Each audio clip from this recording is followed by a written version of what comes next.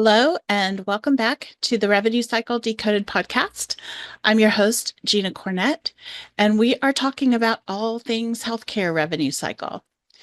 And today I wanted to talk about a topic that I think many of you might need to give some thought to and maybe provide a little bit of a reality check. And that is the job market for revenue cycle professionals. We're going to get into the nitty-gritty details of what it looks like going forward, how it's going to change, and some things that you need to keep in mind if you are looking at this particular job field or you are applying for jobs. So let's get started.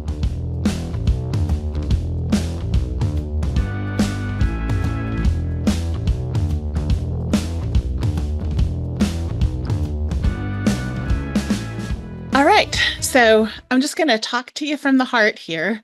We see a lot of questions and a lot of concerns from people who have just become certified or have gone through maybe a college course, maybe racked up a lot of student loans for medical coding and billing courses and certifications.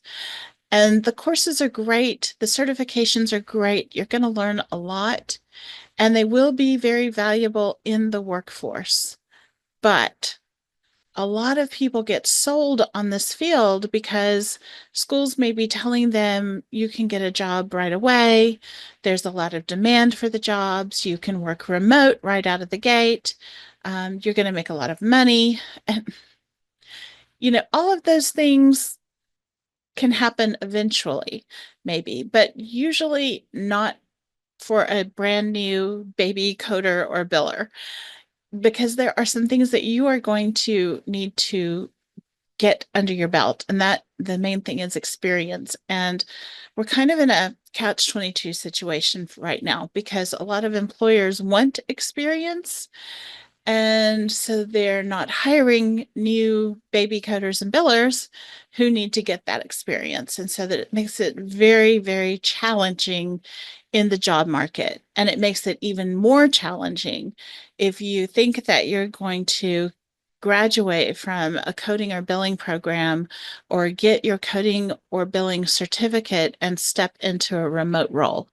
Maybe you're thinking, well, I was sold on this because I can work from home and I can watch my kids and do this job. No, that's probably not going to happen. And sorry, guys, that is just the reality of the work. It would be extremely difficult to manage a full-time coding job at the same time you're trying to supervise children or care for an elderly parent. All of those many reasons that we hear, and there's certainly valid reasons for wanting to be able to work from home, and I don't want to dismiss that. But at the same time, for somebody who is just coming out of a coding and billing program or certification with no experience, especially no experience in the healthcare field, that would be a pretty big lift for you and for any employer that wanted to take you on. So are there some positions out there that you could get into in a remote role and do coding right after you complete a program? Maybe. It would probably be kind of a unicorn position. There are a few of them out there, but they're going to be few and far between, and the demand for them is high because everybody wants to work remote. I get it.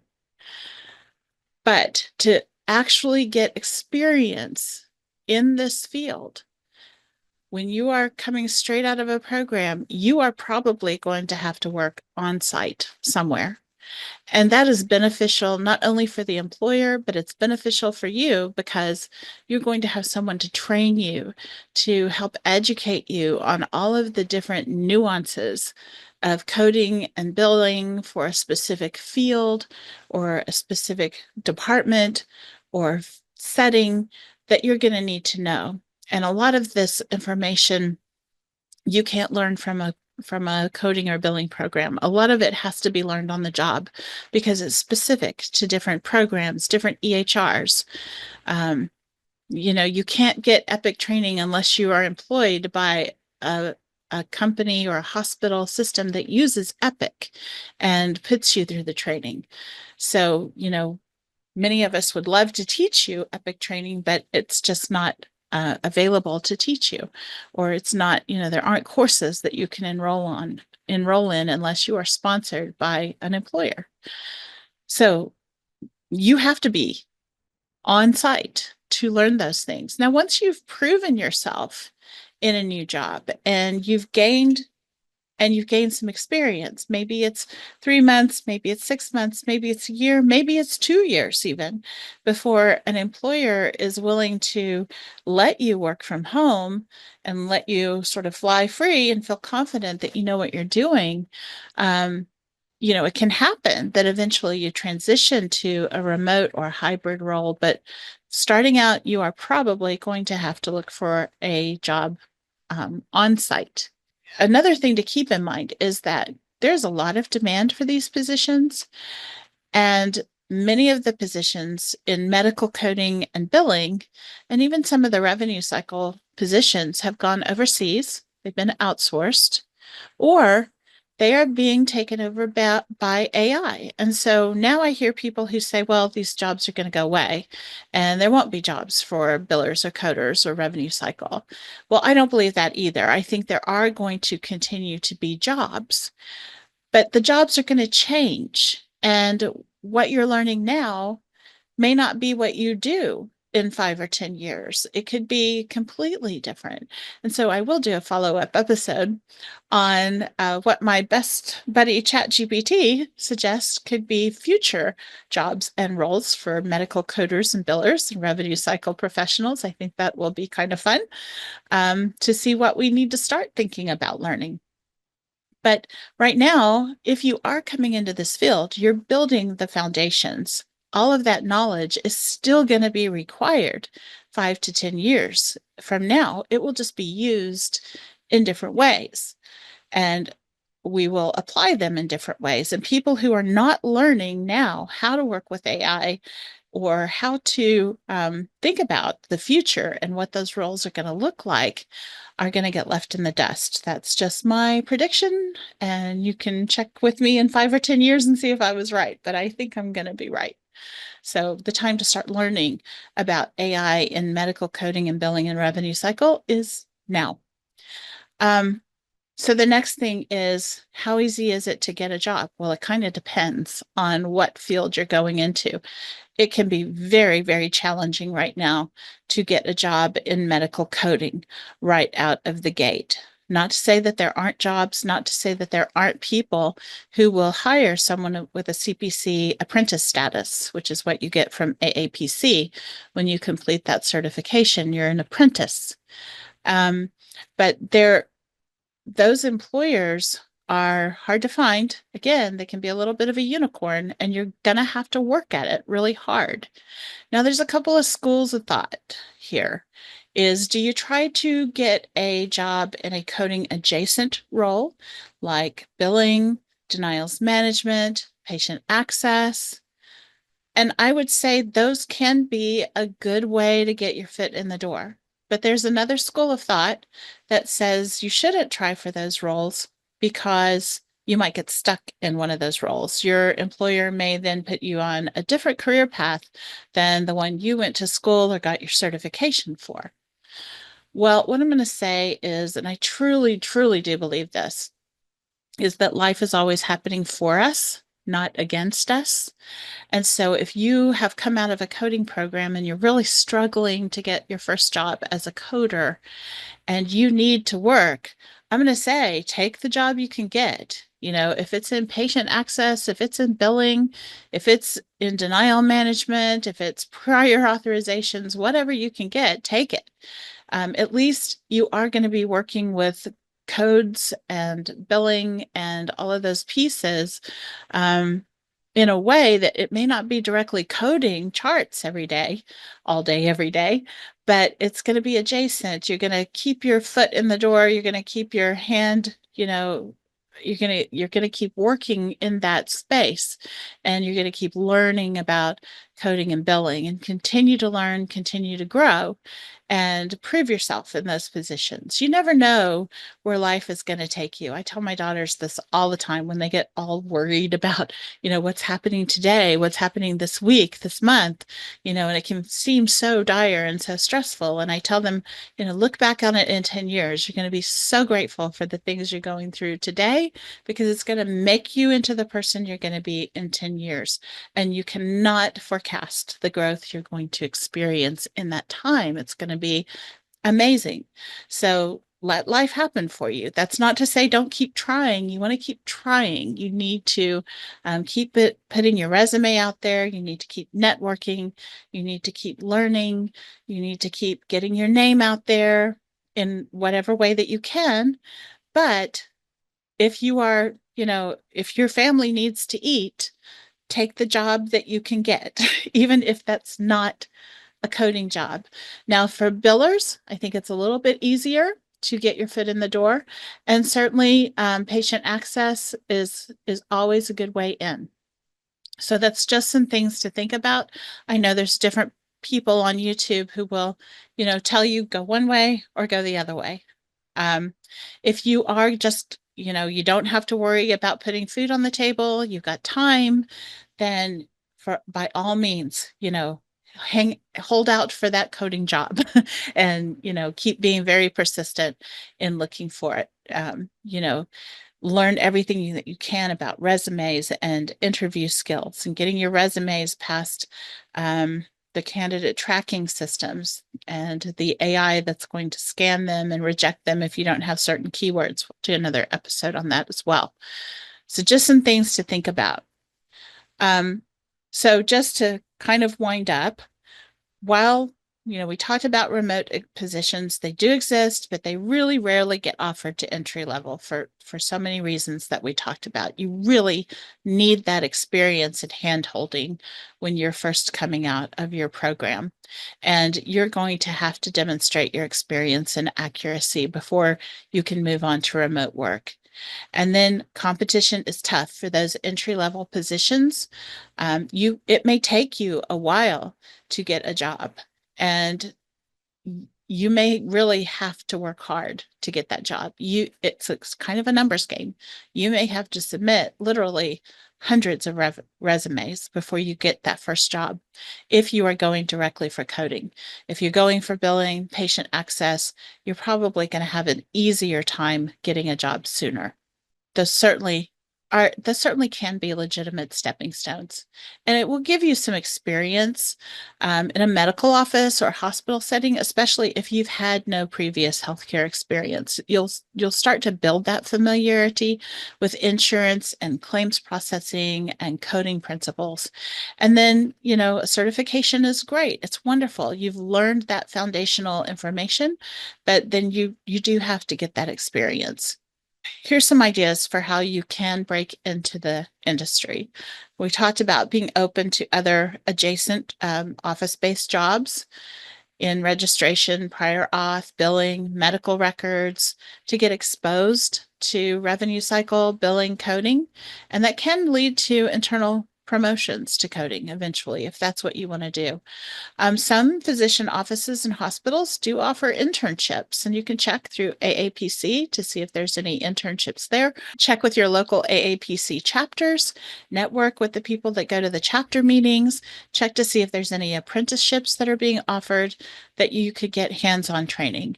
And you could even volunteer for local clinics or nonprofits or billing companies to try to get some practical experience. You could reach out to physician offices and offer to work on their denials for them, or anything that you could think of to do to get your hands into revenue cycle or billing or coding. Of course, do join your certifying organization, whether that's AAPC or AHIMA, and local healthcare networking groups, and attend those chapter meetings. Don't just show up on the webinars or on the Zoom. Actually, whenever they're having an in-person meeting, go, because there's nothing to compare with actually looking people in the eye and shaking hands and getting to know them one-on-one. You never know who you're going to connect with that could be a fantastic mentor for you and could help you open doors. And of course, engage on LinkedIn. Everybody needs to be on LinkedIn. You need to be engaging. You need to optimize your profile page. You need to reach out to people in the space, ask to connect, ask them smart questions. Don't be a pest, but ask them questions like you could say, I'm new to the field. What advice could you give me? And those are great ways to network with recruiters and hiring managers. And always keep learning.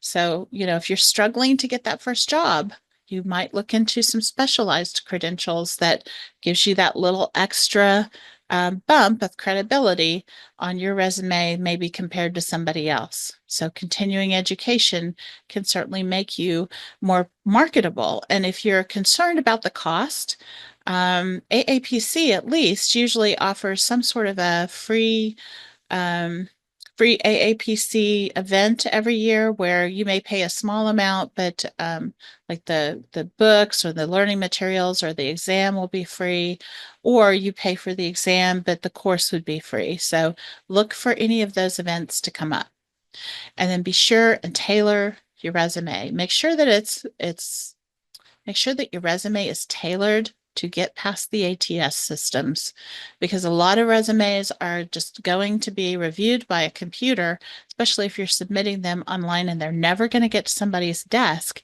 if they are not optimized for that system and you don't have your keywords right.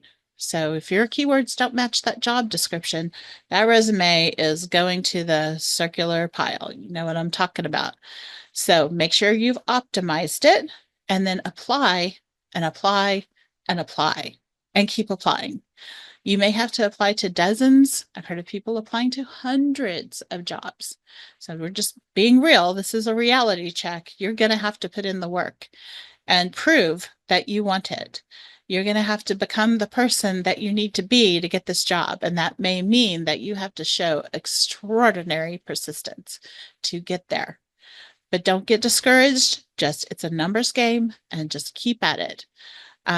Do highlight your highly transferable skills. If you haven't worked in healthcare before, make sure you're talking about your communication skills, your organizational skills, anything that you've picked up in another role that would transfer.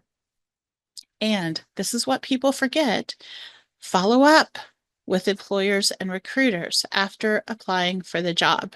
So, okay, I'm going to tell you, I was looking on a Reddit thread the other day, and the question was, should you email, phone call, contact the person who is hiring, the hiring manager for the company you're applying for, after you submit your application and resume? And I was shocked because there were so many people that said, oh no, oh no, no, no, don't follow up with them because that's so old school. That's so boomer, right?